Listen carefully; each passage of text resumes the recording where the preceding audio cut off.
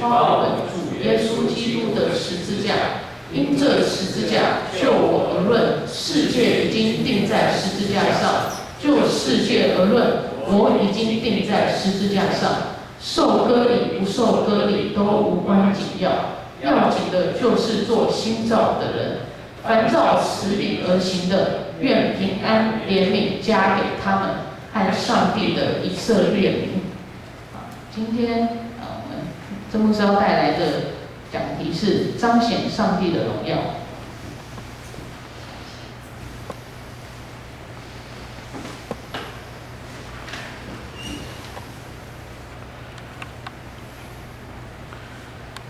各位弟兄姐妹，大家平安。平安。很高兴能够来到建成教会，一起来分享上帝的话语。那在讲道的一开始，我想先问大家一个问题，这个问题就是。今天的题目叫做彰显上帝的荣耀。那我想问大家，就是若你想到彰显上帝的荣耀，你会想到什么？什么样子的情况，什么样子的处境，什么样子的事情，会对你来讲，你会跟别人说啊，这就是上帝荣耀的彰显。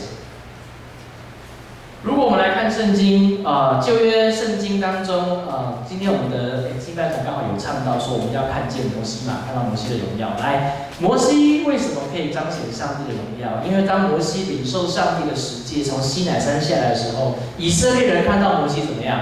脸在发光。为什么？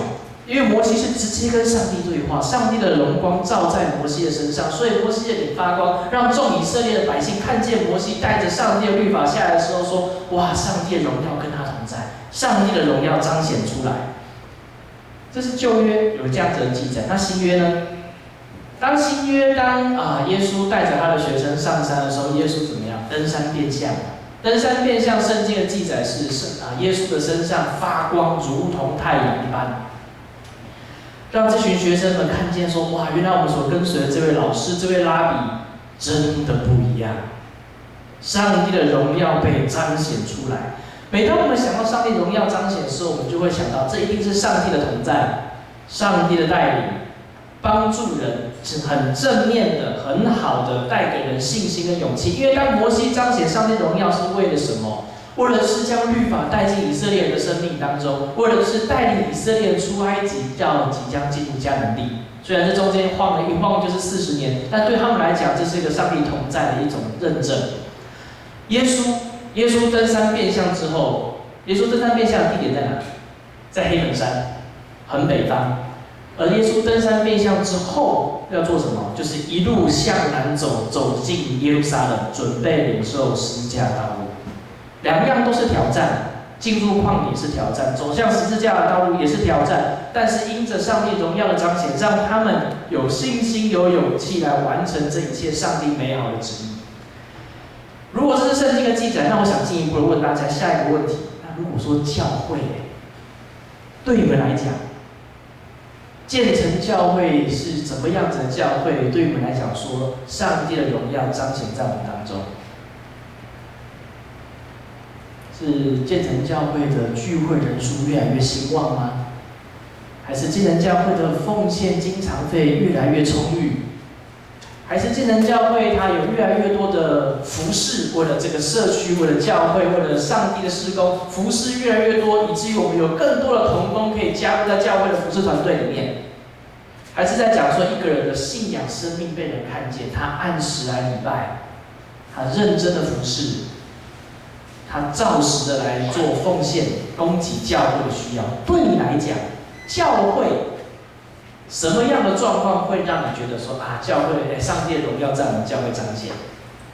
那我们如果将范围再缩小一点点，什么样的人对你来讲，他的生命是彰显上帝的荣耀？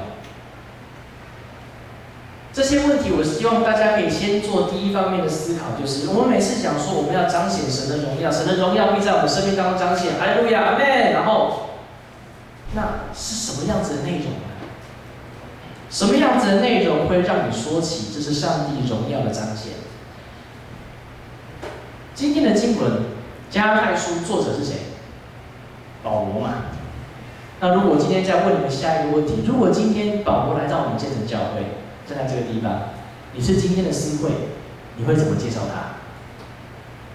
你会怎么样介绍保罗？是介绍这个人很厉害，介绍这个人建立了多少间教会，是介绍这个人他的信息帮助了我们认识信仰，还是介绍这个人引导了多少人信主？还是介绍这个人，他这一辈子在教会的各式各样的问题当中写信帮助教会，然后跟大家说，他写的信今天成为我们新约圣经当中大部分的内容，厉害吧？如果今天你有机会介绍保罗，你会怎么介绍？如果今天你有机会介绍建成教会，你会怎么介绍？如果今天你有机会介绍宇翔，你会怎么介绍？我相信一定都会把他这一生所做的一切都想出来。他是很棒的，这样主理很棒啊什么的。可是今天论到保罗他自己在今天的经验，他一辈子做了这么多，在使徒行传我们都看见。但是保罗他今天论起他自己的生命，他只讲一句话，就是我只夸口我主耶稣基督的十字架。我只夸口我耶稣基督是，尤其保罗他可以夸口的东西太多了。可是为什么他今天说我只夸口我主耶稣基督的十字架？在探讨这个问题之前，我想先问大家，十字架这个东西，我相信大家都很熟吧？它是一个基督教共同的信仰记号，所以我们教会会挂十字架。你们当中有没有人挂项链是十字架，或是耳环是十字架，或是你开车的时候那个后照镜会掉十字架的，汽车后面那个后车厢会贴十字架的？我相信对我们基督徒来讲，十字架应该就是一个大家都相信的信仰共同的记号，因为耶稣基督为了我们的罪定死在十字架上，3天后复活，让我们每一个人可以因着相信耶稣得着救恩嘛。对一个基督徒来讲，讲十字架太容易了，理所当然。讲到十字架，对耶稣基督的记号、教会的记号，我们生命当中信靠耶稣的记号。那我继续问大家。请问十字架设计出来是要做什么？是当项链吗？耳环？十字架设计出来是要做什么的？十字架设计出来是为了定死人的，而且是定死谁？罪犯，罪大恶极的罪犯，通常是颠覆国家、社会动荡的这些人，会被定死在十字架上。而且它是一个最残忍、最痛苦的刑具。我相信在座的各位应该都有看过那部电影叫《受难记》吧？我每次看那部，特别是最后耶稣走那段苦路的时候，我每次看，我每次都流泪，就说：哇，我的主啊，我是耶稣，为了我们真的在走那条痛苦、被鞭打、被羞辱、被遗弃，然后定死的时候，那整个的过程，我每次看，每次都心痛。而且我相信那是电影拍的手法。真实耶稣被定死，一定比电影拍摄的更恐怖。所以你要明白，在耶稣时代的人看到十字架是会怕的，没有人想要看到十字架。在耶稣时代的人没有办法想象，有一个信仰团体，竟然将十字架当作是信仰的记号。你可以想象吗？假设我们今天是个信仰团体，我们今天在我们的建筑上面放的是一台绞刑台。你会不会觉得这个信仰团体怪怪的？如果我们今天信仰聚集的位置上面放的是一个电死人的电影，你会不会觉得这个信仰团体很奇怪？为什么要将一个处死人的刑具放在我们的当中？而且这个事情是真实发生在耶稣的时代，保罗是亲口这么说的：“我只夸口我主耶稣的十字架。”对当时代的人来讲，听到会觉得说：为什么？为什么是十字架？但是这也是保罗要强调的一件事情。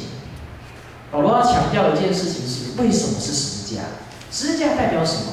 讲句实在话，十字架就代表我们的心，因为我们的心是罪，我们心有罪恶，我们的心有恐怖，我们的心有软弱，有死亡。耶稣曾经在马太福音有这样子的说明哦。耶稣有这样子的说明说：如果你们不知道吗？凡从外面进来的，都会进到肚腹，后来进入到茅厕；唯独从口出来的，是从你们的心出，这才会污秽人。因为从心出来的，就是有恶念、凶杀、奸淫、苟合、偷盗、妄证、谤毒，这些都会污秽人。所以耶稣很清楚的明白，就是从人心出来的没有一件是好，不管人的双手所做的是什么东西，从人心出来的就是这些。当我们说我们在上帝的面前，当人是看外表，唯独耶和华是看内心。上帝当然都知道，上帝当然都知道人的内心所代表的是什么。所以，如果我们认真看圣经里面的记载，只要是所有的圣经人物有详细记载，除了耶稣基督以外，再好的领袖、再好的君王，请问谁不会犯罪？我们说要看见摩西的荣耀，请问摩西有没有犯罪？有，因为他控制不了自己的脾气，最后连摩西自己都进不了迦南地，对吧？你说大卫，以色列人最好的君王，有没有犯罪？有，10诫有10条，他至少就犯5条。进入到新约，耶稣曾经对彼得说：“教会要建立在你这块磐石上。”彼得有没有犯罪？有，3次不认主嘛。保罗他用他自己的生命呢？保罗有没有犯罪？有啊，他年轻时如何破坏教会？如果用这样子的眼光来看待我们自己的生命的时候，我们也会发现，或许我们的生命当中都很努力、很迫切，也很渴慕的追随神，追随神的话语。但是我们心中也有另外一半是，我们是软弱的，我们是污秽的，我们是有罪的。所以，谁可以彰显上帝的荣耀？你会相信，常常会有2种声音会在我们当中。第一种声音是：牧师，你看这间教会，哇，那未来发展性教会的人同工都同心合意，在牧师的带领之下，我相信这间教会一定很棒。可是都会有另外一群人就说：牧师，其实你不知道，这间教会有多少问题。长子又怎么样？会友又怎么样？啰里吧嗦讲一堆，或是当我们在论起一个人的时候，我们也会说，这个人，他按时来聚会，照时读经祷告，他也常常在教会当中服侍跟奉献。可是也会有另外一种人会跑出来说，牧师，其实你不知道，这个人在家里面怎么样，他怎么样对他的父母亲，他怎么样，学业又怎么样？好像我们生命当中永远都有2个面向。当我们在信仰当中一直在强调我们信仰当中可以荣耀神的部分，但是我们自己也会知道，我们生命当中还有另外一个部分，永远都没有办法脱离罪的辖制，以至于当有人说这个人好，就会有人说这个人坏；有人说教会这个教会好，就会有人说这个教会坏。那回到一开始的问题，请问谁或是哪一间教会能够大声的、骄傲的，而且抬头挺胸说上帝的荣耀彰显出来？谁可以？哪一间教会可以？对你们来讲，其实这也是我们生命当中很大的冲突跟矛盾，以至于有很多人到最后可能会关在自己的生命的角落里面，画着圈圈说：“哎，我真的不配，我真的不配，我真的不行。”就算好像做再多，罪的控制、罪的控告，都还在我们里面。所以牧师想用今天的经文跟大家也分享，就是保罗说：“我只夸口我主耶稣基督的十字架。”重点不是十字架，重点是他是主耶稣基督的。只有是主耶稣基督的十字架才有意义。一个十字架可以从一个恐怖的刑具变成荣耀上帝的记号，是因为它成为主耶稣基督的。而这个主耶稣基督的十字架，透过他的牺牲、流血、惨死，3天后复活，赢过死亡的权势，才让每一个相信他的人能够得着救赎。所以主耶稣透过十字架的救赎，要让人成为上帝的儿女，要让教会成为上帝的教会。所以对保罗来讲，人做什么真的不是重点，有割礼没有割礼都不是重点，重点在你要成为新造的人，而这个新造的人就是主耶稣基督要在你的里面，而在你里面干嘛？让他来带领你的生命。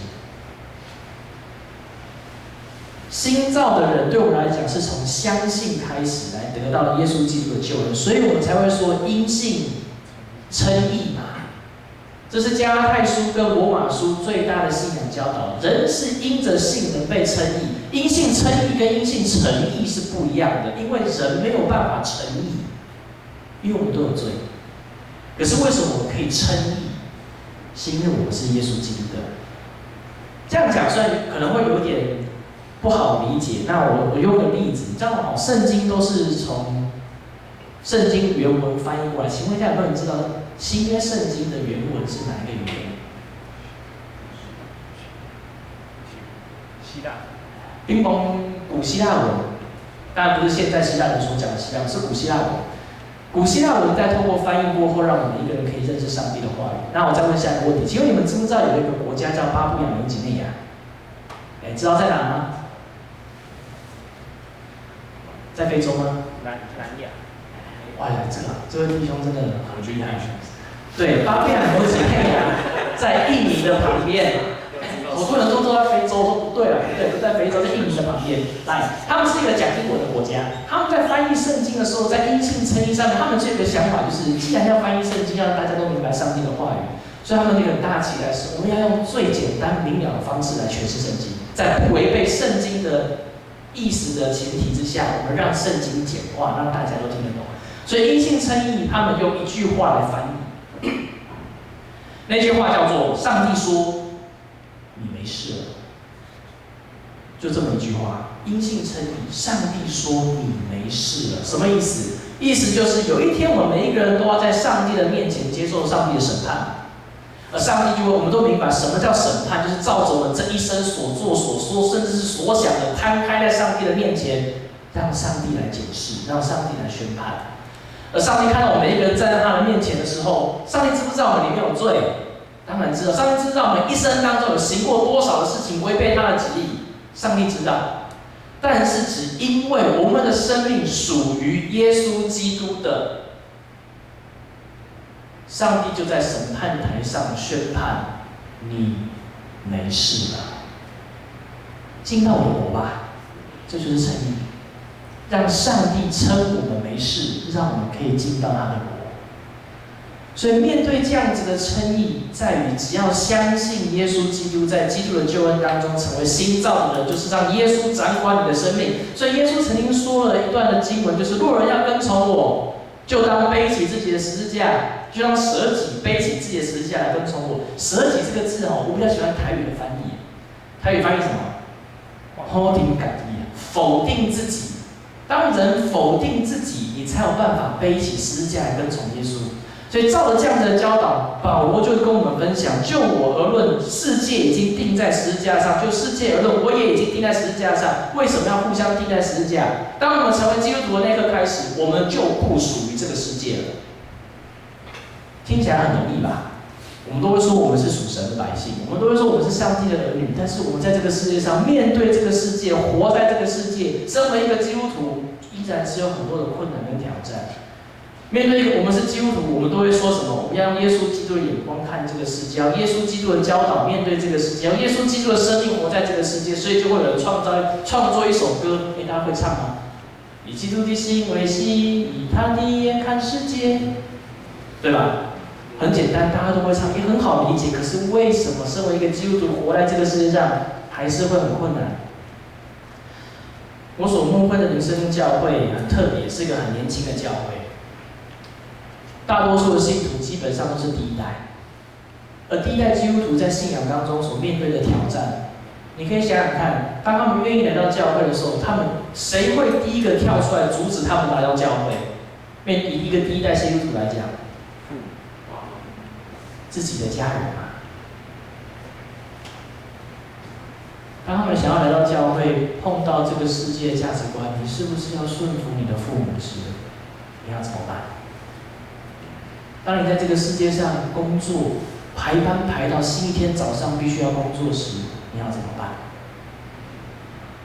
很多的父母亲，他们不是基督徒，他们的孩子是。当他们孩子面临到升学考试的时候，不准他们来教会时，他们要怎么办？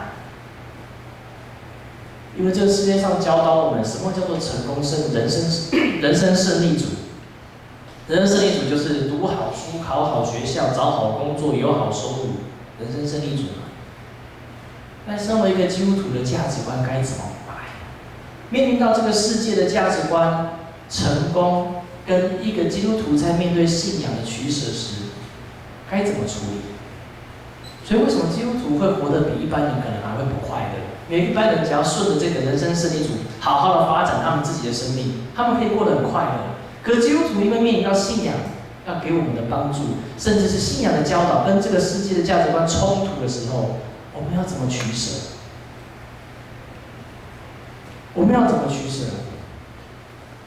面对这个问题，其实保罗将祝福给了大家。那个祝福是来自于，若我们每一个人照着这样子的教导来行的话，上帝的平安跟怜悯跟他们同在，他们是上帝的选民。也就是今天经文当中的我们所读到的最后一节，就是愿平安怜悯加给他们和上帝的以色列民，就是上帝的选民。你能想象，我们常常说没有任何的事情可以隔绝神对我们的爱，但是只有当我们愿意真的委身，让生命交给基督来带领时，才有办法享受。而有时候我会觉得，对啊，没有什么事情可以隔绝神对我们的爱，可是我们还是觉得我们的平安来自于世界给我们的。我们要有足够的钱，要有足够的地位，要有房子住，我们才会觉得平安。但事实上并不是这样。神所带来的平安必使人富足，并不加上忧虑。但这不是说信上帝，我们就可以什么事情都被解决，没有压力，没有困难，不对，而是上帝的平安跟怜悯与我们同在，是让我们在遵守这样的教导的过程当中，愿意放下一切来顺服神。这是个不容易的功课，但是它确实是恩典的开始。它确实是恩典的开始。让我们可以从一个本来是个恐怖的记号，变成荣耀基督的记号；让我们可以从一个本来是顺服在这世界上的价值观的人，变成属上帝的子民跟儿女。只有靠我们愿意相信耶稣基督在我们里面。所以回到最开始的问题：谁能够彰显上帝的荣耀？不是在讲说我这一辈子做了什么，而是在讲耶稣在我这一辈子，在我生命里面做了什么？教会如何彰显上帝的荣耀？来，在我们的小会、长执会、会合会、同工会彼此之间的分享当中，不是在讲我要做什么，我的感受是什么，我的经验是什么，而是耶稣若在我们当中，他会怎么做？所以我很喜欢以前，你们有没有戴过那个手环啊？上面会刻4个英文字母 WWJD，What will Jesus do？ 永远提醒自己，在面对自己的生命、面对自己的处境、教会、工作、家庭，永远问这个问题：若是耶稣，他会怎么做？这不容易耶，这真的不容易。但是这是我们要学习的目标。也因着我们相信，若是耶稣在我生命上怎么做，若是耶稣在我们教会怎么做，我们就会明白，上帝的荣耀彰显从来不是靠我们，而在我们当中的耶稣的时候。讲到最后，我想要分享一个见证，一个故事。大概在离现今20多年前吧，在台南的一个地方盖了一座当代20多年前最高的社区大楼，22层很高，可以住276户，很多楼在那个年代。好多人很期待搬进去这个社区，希望有个新的看见、新的生活住在高层的可以俯视整个那个时候台南市旧市区，好开心。很多人带了很多的期待住进这个社区，但是这个社区有一个地方是里面的住户基本上不想也不敢踏入的地方，就是它的地下室。地下室1楼，你知道一般这种社区大楼地下室1楼在干嘛？停车场嘛，很简单。可是建商因为自己的想法跟利益将这个停车场偷偷的画一条线，大概300平左右，然后在这个停车场的旁边自己开了一个独立的出入口，要干嘛？他把这个地方变更成营业用地，很厉害在那个时候法规还没有那么齐全的时代他就偷偷的变更，将原本是停车场的地方变更成营业用地，要把它卖出去赚钱。希望说讲好听一点就是以后会有什么卖场台北有小北百货吗？南部很多啦，什么小北百货啦，或者什么补习班啊可以进来，成为这个社区的祝福，因为住的时候多方便啊。就没有想到，当这个300平的地下室1楼的空间卖出去之后，迎接来的不是什么卖场，不是什么补习班，它变成8大行业的酒店进驻的地方。所以为什么人不敢下去？就是因为每天到了晚上，在那出入的人都很复杂，甚至有些人晚上睡觉睡到一半，biang biang 2声被吓醒，有人开枪。虽然在报案的记录上来讲，那个地下室没有死过人，可是你可以想想看，你住的地方晚上是酒店是什么样的感觉吗？如果像是 7多好，不对，像是酒店啊，想象不到，真的想象不到。但是大概在18年前，上帝的作为很奇妙，也因为上帝的怜悯跟保守，让这些酒店长期经营，转手了不知道多少次，最后还是撑不住倒掉了。倒掉之后怎么办？银行就来拍卖了。因为过去做酒店，你知道不好卖，1拍、2拍、3拍卖不出去。结果就在好几拍之后呢，在台南有一个长老教会的机构叫做嘉义地宣教中心。那个嘉义地宣教中心就把这个地方用1坪1万块钱就买下了这块地。所以我们有一个很有趣的见证，叫酒店变教会。酒店变教会。这间教会叫做嘉义地林森路教会，在林森路教会，因为它就在林森路上。嘉义地林森路教会，后来这个教会本来是属于嘉义地宣教中心底下的教会，但最后因为有需要跟考量，就决定正式升为堂会，加入到长老教会的体制里面，所以它就变成台湾基督长老教会林森路教会。那我就是那个地方第3任的主任牧师，我跟我太太也是牧师，两个人就在那个地方开始牧会。所以酒店变教会对我们来讲是个上帝美好的见证，也是上帝的神迹啊。而在18年的过程当中，林森路教会就用心的、努力的为上帝的事工来用心来推动。但是我们有很大的一个问题，就是我们所使用的装潢是沿用酒店的装潢。所以你手上如果有那个文宣的我有几张照片想带你们看一下。应该都夹在周报里面这个文宣。首先先看我现在手上指的这一张是牧师办公室的照片。请问你们看到这张照片，看到除了牧师办公室，还看到什么？所以如果你来林森路教会找我，我会在113包厢接待你。听起来好笑但是这是事实。然后呢，在上面的角落有一个我现在聚会的就是礼拜堂的部分。那边是早期的舞厅跳舞的地方，所以我们把那个彩球拿下来了。所以如果我把彩球挂上去，18来抬下去，我们的敬拜赞美团很有气氛。当然我们现在没这么做了。听起来现在就是这样好笑，但是其实这对我们来讲是个很大的困扰。为什么？因为这是继承过去的装潢。那过去你也知道，在法规不齐全的时候都没事。但现在我们在使用上有很大的困扰，什么困扰？第一个，消防安全。林森路教会所有的装潢都是木板定制的，以前没事，现在就糟了。为什么糟了？在大概2、3个月前，我们的副堂曾经烟雾弥漫。为什么？因为我们的装潢上面是不知道是老鼠在咬电线还是怎么样，我们的砍灯整颗烧掉。还好没起火，不然你可以想象，是木造材。又在地下室，它如果真的烧起来了，我们教会就变成修化贼献给神的啦，整间就烧给上帝了。那我今天也不可能在这个地方跟大家分享神的话语，可能到现在林森路教会还是个废墟，这对我们来讲是个很大的困扰。尼希米记当中，尼希米也看到，当他看到耶路撒冷城墙败坏，城门被火烧的时候，他心中多么的难过。为什么上帝的殿兄弟的安尼趴？对我们来讲是为什么上帝的殿这么的危险跟不平安？你可以想象吗？一个闪失教会如果面临到这些问题，该怎么办？第二个是因为继承酒店的装潢，所以我们整个教会使用的动线来讲，我们教室很多呢，开小组很方便。但是那些都是过去酒店的包厢。一间又一间，也因为都是木造材，所以我们面临到漏水也好，各式各样的问题，整个天花板是定时的状态下，我们可以看到我们天花板有一堆补丁，为什么很多补丁？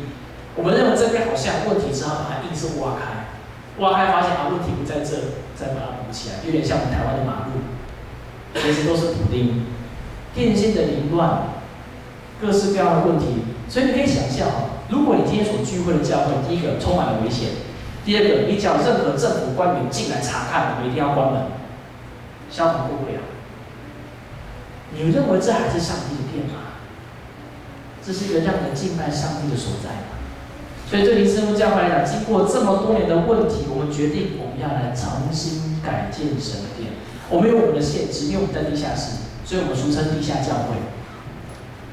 我们是地下教会，我们不像一般盖在地面上的教会，要整建容易打掉重建嘛。可是我们怎么打？我们头上排起来22层楼高，全部打掉重建，可能要81还可能做不完。所以我们只能做一件事情，就是地下室的装潢全部拆掉，然后重新建造。所以我们总共的经费需要1250万，是因为我们必须全部拆掉300多平的空间。那我们是很期待透过这样子的分享，让众弟兄姐妹看见林师傅教会的需要，我们需要大家的带导、扶持跟奉献。那我今天本来有带很多义卖的商品来，有咖啡跟各式各样的火锅汤头，可是好像第一场做完就被婆婆妈妈们扫光了。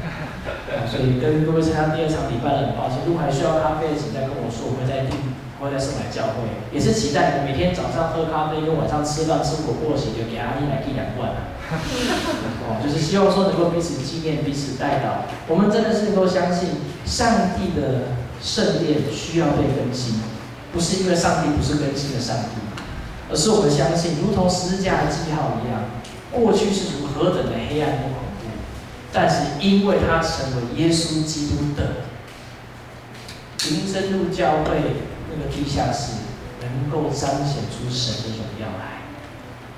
让我们每一个人彼此有份，为了这个过去属灵黑暗的地下室，成为耶稣基督的教会。愿神的话与我们同在，我们一起来祷告。爱我们的父神主，我们感谢你，让我们明白一切都是有主你美好的旨意，乃至在于我们都相信耶稣基督是我们生命的救主。我们所夸口的，我们所相信的，唯有基督的十字架，不在我们人所做的一切，乃是基督在我们里面所做，充满在我们的生命里，充满在我们的教会里，以至于我们每一个人因着是基督的，是耶稣的，我们就彰显出上帝的荣耀来。愿神的话语帮助我们，与我们同在。祷告靠主耶稣基督的名，阿们。我们一起起立来唱回应的诗歌。我要看见。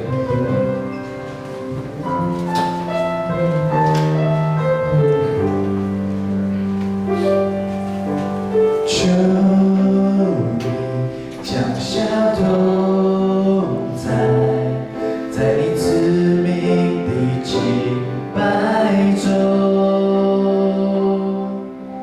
求你显出荣耀，在你赐名的赞美中。我要看见，我要看见，如同摩西看见你的荣耀。我要看见，我要看见，这时代要看见你荣耀。请说，降下同在我们当中。